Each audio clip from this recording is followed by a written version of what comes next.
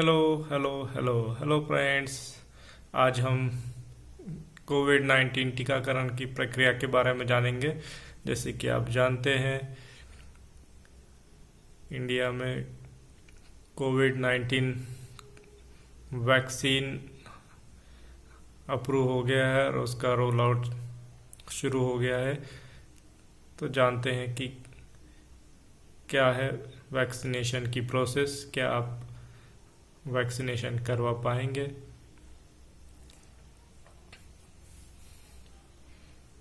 तो जैसे आप देख रहे हैं कि सबसे पहले आपको अगर वैक्सीन लेनी है तो उसके लिए आपको रजिस्ट्रेशन करना होगा। रजिस्ट्रेशन के लिए सरकार ने कोविन ऐप को चुना है, जिसमें पूरा रजिस्ट्रेशन और ट्रैकिंग का काम हो रहा है। सबसे पहला स्टेप है, आपको कोविन ऐप डाउनलोड करना है, उसमें आपको रजिस्टर करना है।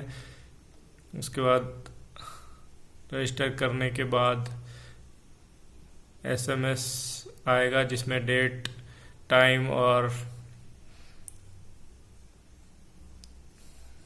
लोकेशन के बारे में आपको बताया जाएगा कि कहाँ आपको वैक्सीन मिल सकती है।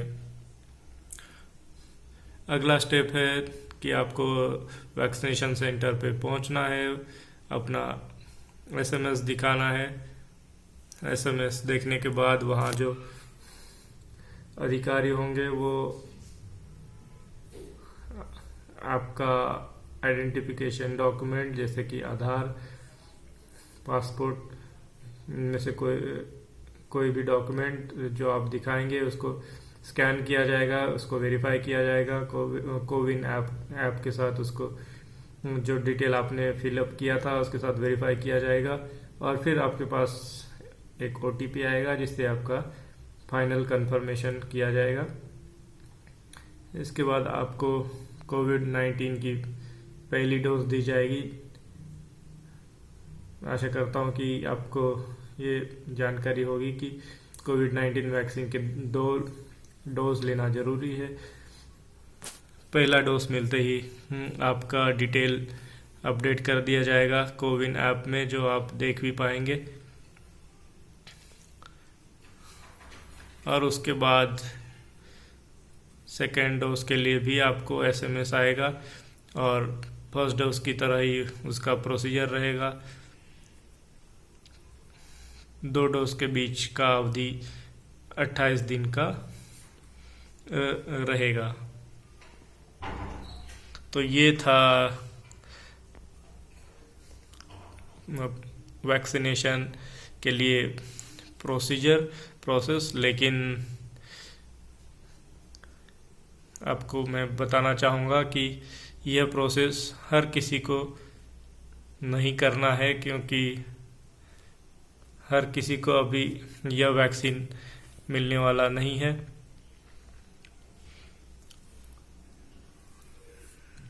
तो जैसे आप जानते हैं कि वैक्सीनेशन की प्रोसेस पूरे देश में 16 जनवरी से रोल आउट हो गई है। तो ये वैक्सीन किस किस को मिलेगी, किसने इसके लिए रजिस्ट्रेशन करना ज़रूरी है। तो जैसे कि आप देख पा रहे हैं, फेज़ 1 में 1 करोड़ हेल्थ केयर वर्कर्स को ये वैक्सीन दी जाएगी और इनके लिए रजिस्ट्रेशन करने की कोई ज़रूरत नहीं है।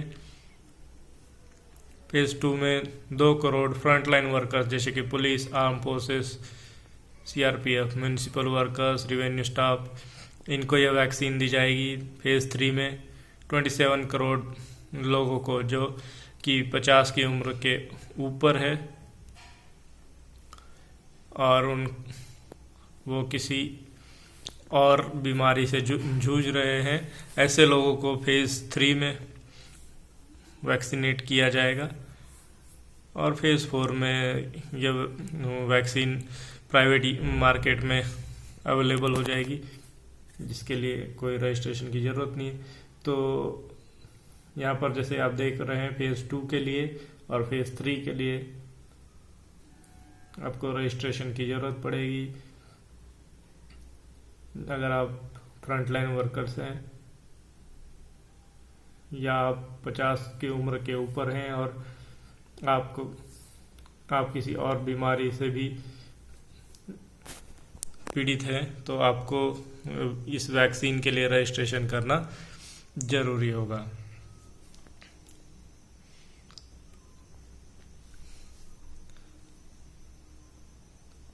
जैसे मैंने पहले भी बताया कि आपको कैसे रजिस्टर करना है। आपको ऐप डाउनलोड करना है, कोविन ऐप, जिसमें आप अपना डिटेल्स फिलअप करने के बाद अपना आइडेंटिटी प्रूफ का डिटेल देकर आप रजिस्ट्रेशन कर पाएंगे।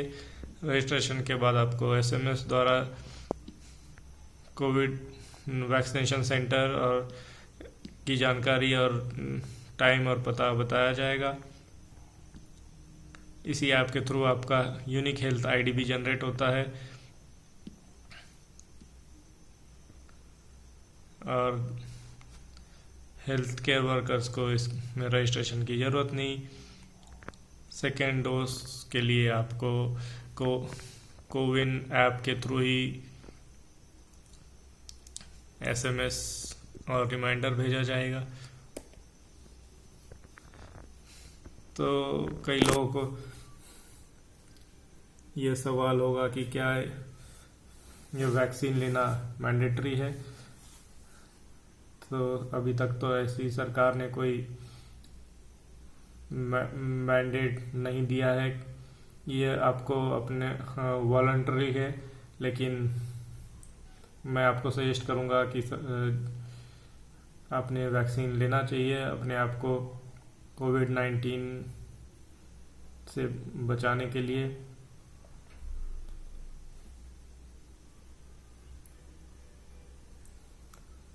तो इसमें लोग आपको ये सवाल भी होगा कि ये वैक्सीन जो है क्या इसमें कोई एज लिमिट है। तो जैसे कि आप जानते हैं अभी तक 2 वैक्सीन अप्रूव हो चुके हैं यूज़ के लिए। भारत बायोटेक का एक वैक्सीन है कोवैक्सीन, जो कि 12 साल के ऊपर के व्यक्तियों के लिए अप्रूव हुआ है, और सीरम इंस्टीट्यूट का जो कोविशील्ड है वो मोर देन 18 ईयर्स के लोगों को के लिए अप्रूव हुआ है।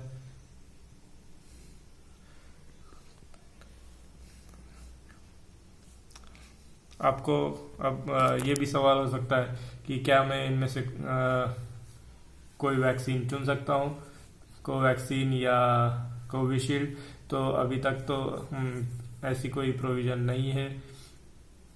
आपके जो वैक्सीनेशन सेंटर है आपके आसपास, वहाँ पे इनमें से जो भी वैक्सीन अवेलेबल होएगी वो आपको दी जाएगी।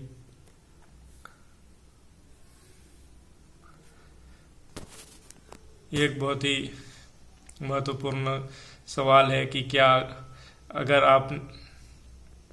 आपको पहले कोविड-19 की बीमारी हो चुकी है और आप रिकवर हो चुके हैं, तो क्या आपको वैक्सीन लेना ज़रूरी है? तो जी हाँ, बिल्कुल है। क्योंकि भले आप ठीक हो गए हो, लेकिन दोबारा आपको यह इन्फेक्शन हो सकती है। वैक्सीन जो है ऐसी बीमारी दोबारा ना हो, इसलिए स्ट्रॉन्ग इम्यूनिटी पैदा करती है बॉडी में। तो इसलिए वैक्सीन लेना ज़रूरी है, भले आपको यह बीमारी पहले हो चुकी हो या ना हुई हो। कोविड वैक्सीन के कितने डोसेस होते हैं मैंने पहले ही बताया कि 2 डोसेस होते हैं। दोनों डोज के बीच में 28 दिन का इंटरवल होना ज़रूरी है। कोविन जो ऐप है उसमें इसकी जानकारी ऑटोमेटिकली आपको दे दी जाती है। तो ये वैक्सीन किस तरह से दी जाती है? Most of the vaccines either orally दी जाती है या फिर इंजेक्ट की जाती है। तो ये इंजेक्ट की जाने वाली वैक्सीन में से एक है। इसको आप इंट्रामस्कुलरली इंजेक्ट किया जाता है। तो आपके मन में यह भी सवाल होगा कि क्या वैक्सीन को लेते ही इम्यूनिटी जनरेट हो जाती है या आप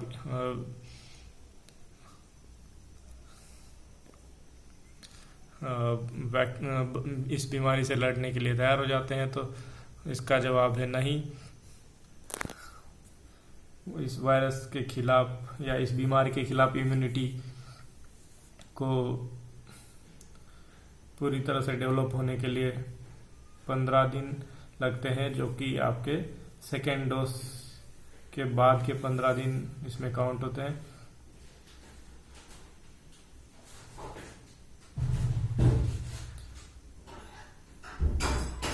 ये एक इम्पोर्टेंट सवाल है, सबको आ सकता है कि क्या अगर मैंने वैक्सीन ले लिया तो मुझे मास्क पहनने की ज़रूरत है या नहीं है। तो इसका जवाब है कि जी हाँ, बिल्कुल आपको मास्क लगाना है। आपको अपनी जो एग्जिस्टिंग प्रैक्टिसेस है, 2 गज की दूरी, मास्क है ज़रूरी, इसको कंटिन्यू रखना है जब तक कि सफिशेंट लोगों को ये वैक्सीनेशन नहीं मिल जाती या फिर सरकार ऐसी कोई घोषणा नहीं कर देती। तो आजकल जैसे कि आप जानते हैं वैक्सीन का एक नया स्ट्रेन आ चुका है।